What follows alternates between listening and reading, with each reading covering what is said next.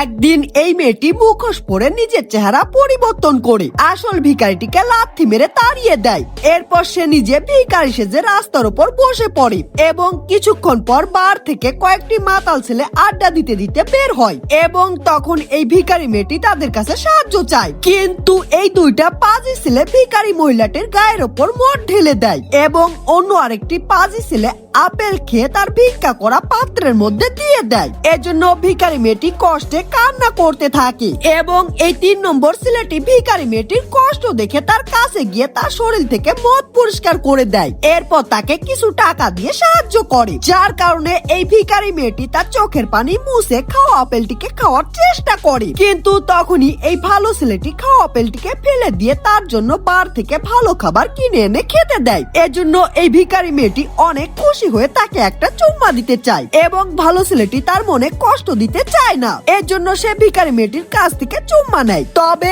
এই বিষয়টিকে দেখতে পেয়ে ছেলেটির পাজি বন্ধু দুইটা তার ছবি তুলে মজা নিতে থাকে, কিন্তু তখনই হঠাৎ করে ভিখারি মেয়েটি তার নকল পোশাকটিকে খুলে তার সুন্দর চেহারা দেখিয়ে দেয়, যার কারণে এই পাজি ছেলে দুইটা অবাক হয়ে যায় এবং তখনই সেই আসল ভিখারিটা সেখানে চলে আসে, যার কারণে এই পাজি ছেলে দুইটা ভাবতে থাকে এটাও হয়তো সুন্দরী মেয়ে। এর জন্য তারা দুইজন মিলে এই ভিখারিটির সেবা যত্ন করতে থাকে।